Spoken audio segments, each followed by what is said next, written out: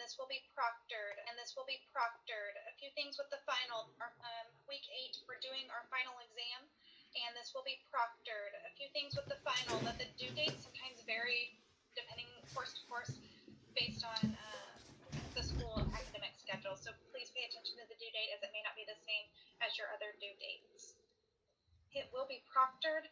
That means you'll use Proctorio as you go in to open up your assignments.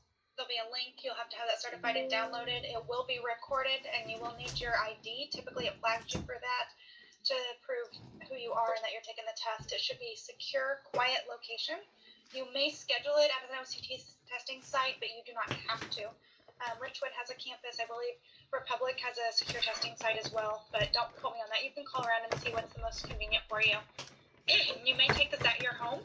It just needs to be a closed door, no dogs, no cats, no pets, birds, anything like that, children interrupting you, family members, or that will be flagged for potential disqualification for the exam.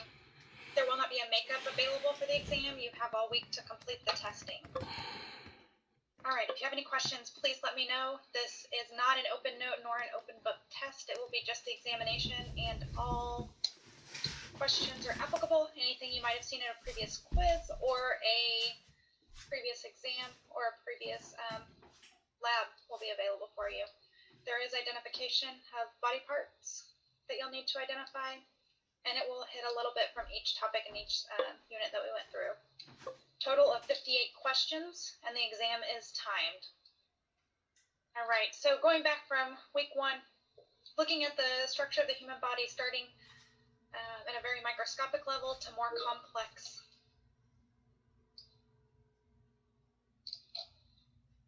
Anatomical positions. Are you familiar with which way is anterior versus lateral, posterior, superior?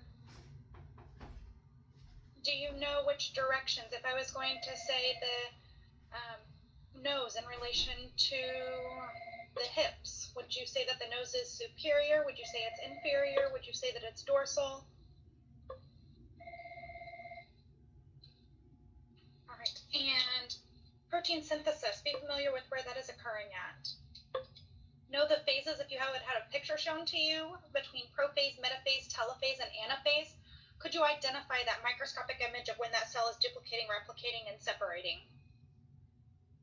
Understand the 2 main components of the skin. Noted I said 2, not 3. What properties will cause carbohydrates in the mouth to break down? It's an enzyme. Understand the functions of the respiratory system.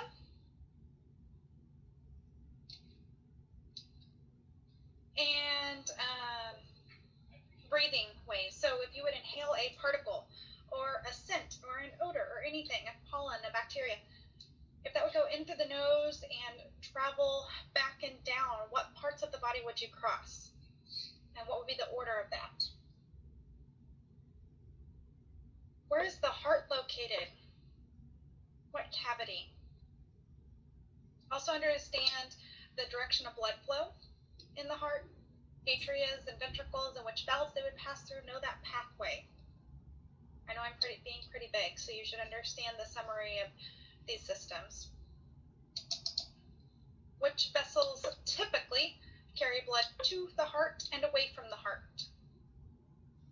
Understand the components of veins, and which have 2-way valves. What type of fluid is found in the lymph vessels? And know the major functions of the endocrine system. Looking at the kidney. If you were zoomed in to the loops, do you know where the glomerulus is? Do you know the other parts, the distal convoluted tubule? Do you know where urine is transferred from when it goes from the kidney all the way down to the bladder? The brainstem, what connects it to the brain? Do you know where sperm production occurs?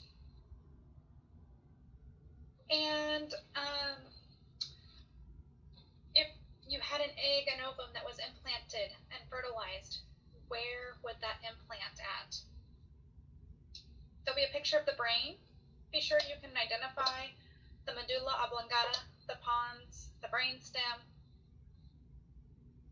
Know your numbers of spinal nerves. Notice that spinal nerves. The layers of the eyeball from outer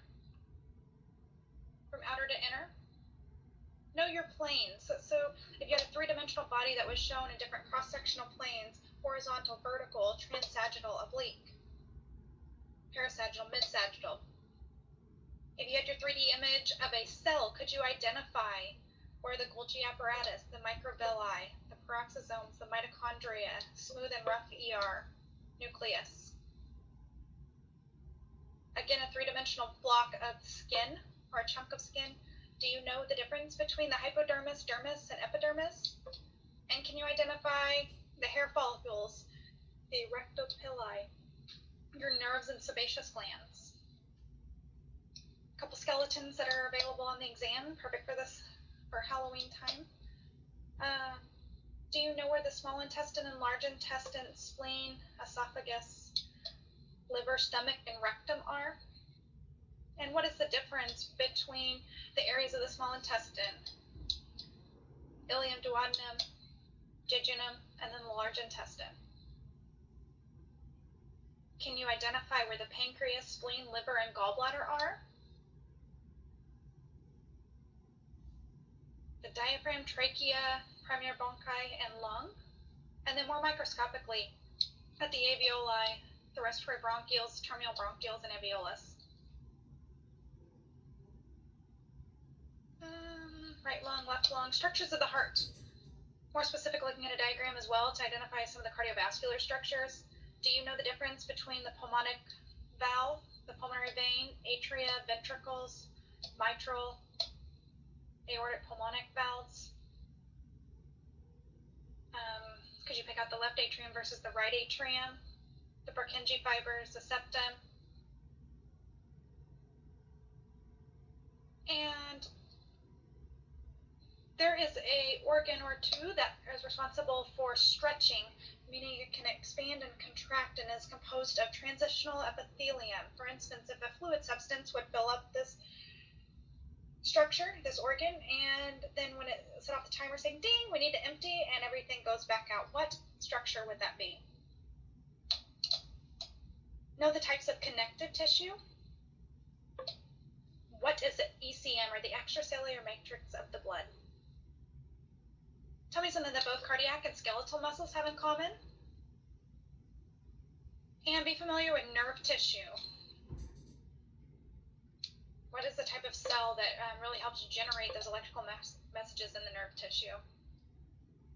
Bones. What types of bones have diaphysis and epiphysis?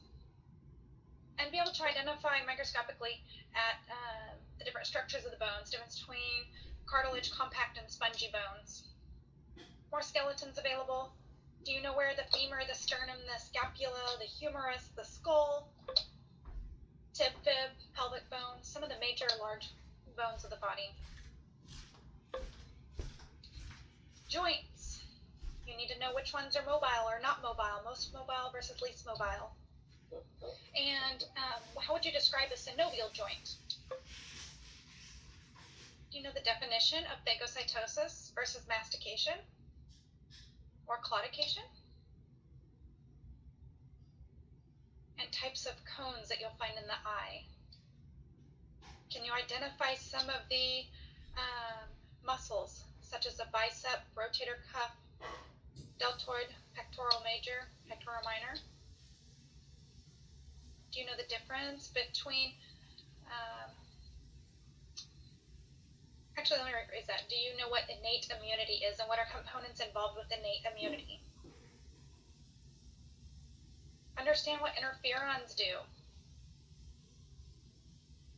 Looking at male and female anatomy, do you know where the testes, the epididymis, the penis, the urethra, and the bladder are? Can you identify in female anatomy ovary, tubes, uterus, vagina, cervix? And be sure to review what sex chromosomes are and what the difference is between the X and the Y chromosomes, and which human anatomy, male versus female, do you see an X versus a Y? All right. right, guys, that is it. You are covered. Please let me know if you have any questions. Again, this is proctored, monitored, no test notes or cheat sheets or anything may be utilized. 58 questions. Be sure to get everything completed and reach out if you need anything. Best of luck.